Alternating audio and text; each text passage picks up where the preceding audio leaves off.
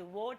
The polling is going to begin 8 o'clock in the morning, will continue without any interruption till 5 in the evening.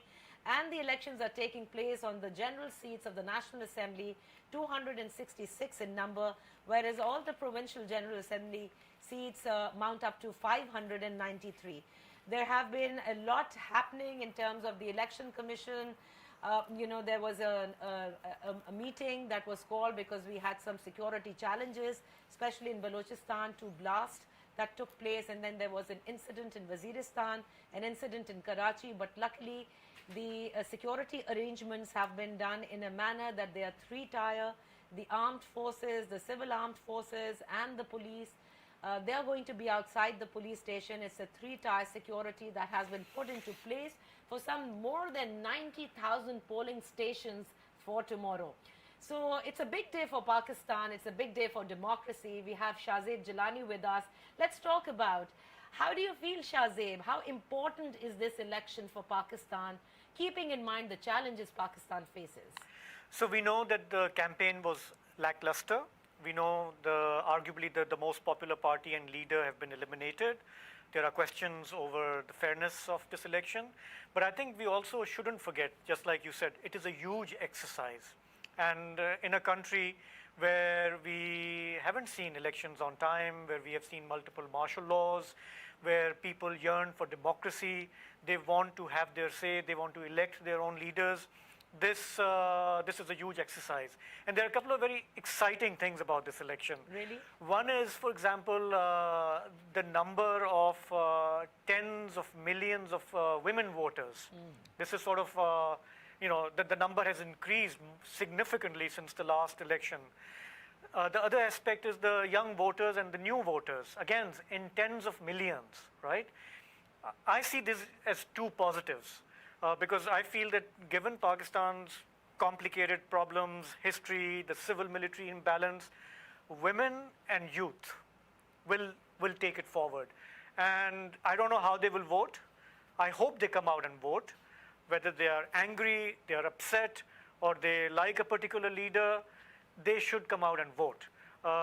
And the cynicism we find in TV pundits and analysts and people who are saying, it's a foregone conclusion and all that, bear that in mind, yes, but do make an effort to have your say, because it makes the job of those people who are managing the election, it makes their job difficult.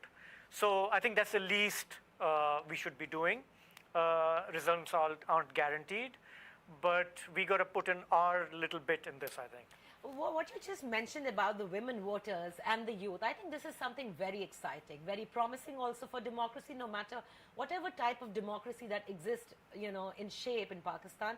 But I do feel that the continuous process of this, like the election, a huge process, and the democratic process, will somehow, someday, we'll probably reach that point, the point that we're looking at, a true democracy and the right to vote, people's choice. But, what I would like to see tomorrow is the turnout. Because turnout really matters. No matter how much of a management that Pakistan has always faced in terms of election, a pre-poll management. I mean, I don't know about the post one, but yes, a pre-poll management does exist. There have been questions even regarding these elections, but how these people are going to come out. So what is your anticipation, given the fact there is, yes, one party that people love and has a huge following. Again, then there is a prime minister, three-time prime minister, even he has a huge following. And then we also have, People's Party. And this time we saw the chairman, who's young, Bilawal Bhutto, who's really, done a good campaign along with others. So you really think that was enough to bring out voters? Or is there despondency amongst the voters that, things just happen and are managed in Pakistan, so why vote? So look, my belief is, and I may be completely wrong about this, given a chance, people of this country want to have their say. And that is why they have, throughout our history, we've seen popular movements, people fighting for their rights, despite the oppression, despite the suppression, despite rigging, election engineering. People of this country want to have their say, and they want to express their view. And I think election it's a good way of expressing their anger if they're angry. Because I don't believe in violent protest and revolution. I think they will use this opportunity. What we have to watch is, typically the voter turnout has hovered around 40-45%, and which is actually quite low for a country like Pakistan. There are reasons why people don't bother, but what I would like to see is a higher turnout, maybe 55%, 60% would be amazing. And that means that people want to have their say. They want to have their say, and despite all the odds, this is how they push back. Because how are you going to fight our civil-military imbalance? How are you going to fight corruption, inflation, all these issues? This is the way you push back. You have political parties. You may not like them. The leaders are imperfect. The system is far from imperfect. But this is how you push back in a democratic and peaceful way. And again, my hope is in the younger people and in women voters, that they will not be dissuaded, they will not be demoralized by what is happening. They will push back. And we will obviously have to wait and see how it all pans out. Okay, so up till now, the Election Commission of Pakistan has been given a lot of powers by the previous parliament. But do you see it, Shahzeb, that they've been able to exercise those powers in that manner till date? So, Elections Commission's role has been quite controversial in these elections. For example, there's allegation that Election Commission in Sindh has been favoring the ruling party. The Election Commission in Islamabad, arguably, allegedly, has been targeting the PTI, for example. So there are questions over the performance of Election Commission. What we've seen is state institutions lining up to take on one leader and one party. Be that as it may, but I think when given a chance, voters should have a say and push back.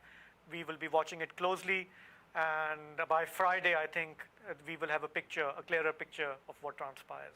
Okay, so in the next elected government, what are the big challenges, in your opinion, that are supposed to be addressed immediately? I think from public's point of view, inflation, but I think a lot of people understand that this new coalition government will not have a magic wand. They might try to provide some immediate relief in some areas, but the fiscal space is limited. We've been talking to economic experts who are saying Pakistan will have to go back to the IMF. And this process of sort of fiscal consolidation, macroeconomy, it will take time. It will be maybe 6 months or at least a year or 2 years that the country limps back to some kind of economic stability. Remember, we were trying to avoid a default last year. That's all we were talking about. Pakistan is likely to default. We narrowly avoided that. That will be the bigger issue before the government. But I think the perennial struggle will be the civil-military power struggle, which has characterized our country for much of its existence. That will be interesting to watch. Whoever comes to power, how do they work with the current military leadership? Right. Are they given the space to assert and carry forward reforms which are needed? Or within a year or so, there's friction, and there is again the problems we've seen, civil and military trying to share power. My hope is that they can continue and provide political stability and sort out our economic mess, but that may be wishing for too much. But do you not feel that the current military leadership is very much interested in overcoming the economic challenges, and that's why this entire SIFC was formed, and they feel that they need to, because we've seen the leadership saying it again and again, that enough of going around begging.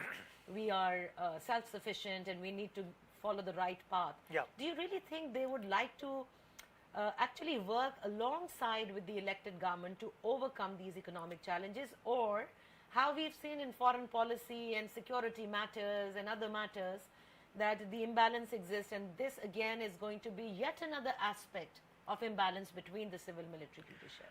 I guess what we would like to see is that the civilian government lead the way and the military and the army supports it. An example I will give you last year is when we were trying to curb smuggling of dollars across the border. Yes. You need the military to play ball. It didn't for years, but when it realized that it needs to, we were able to deal with it. Similarly, there are other areas within the economic realm where army can provide a helping role. I don't think that the army should take a leading role or a defining role.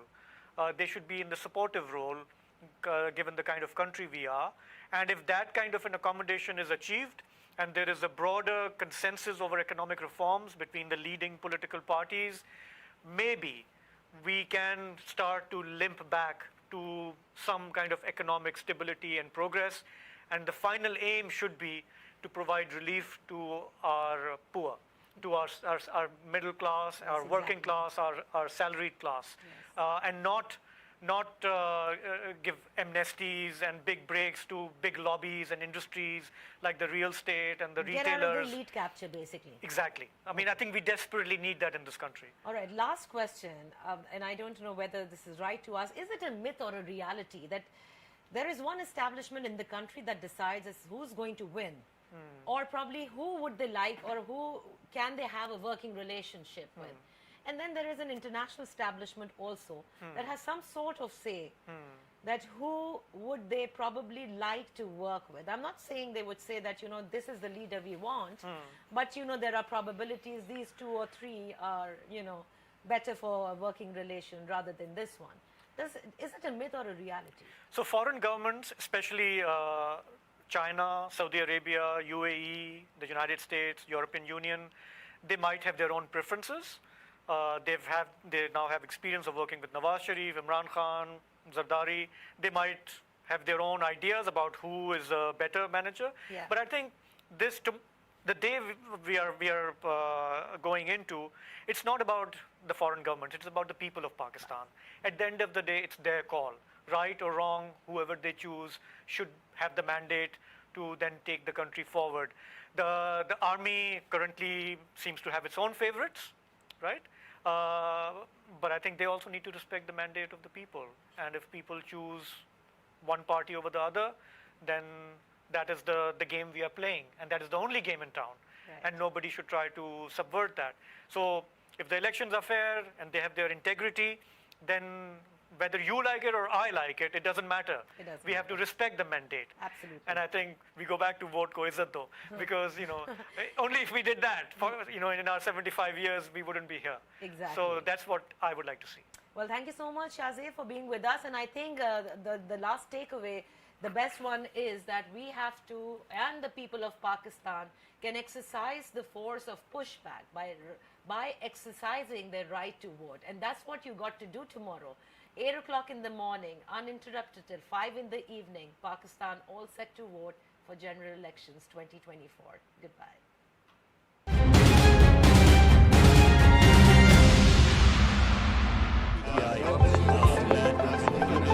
This is Dawn News English.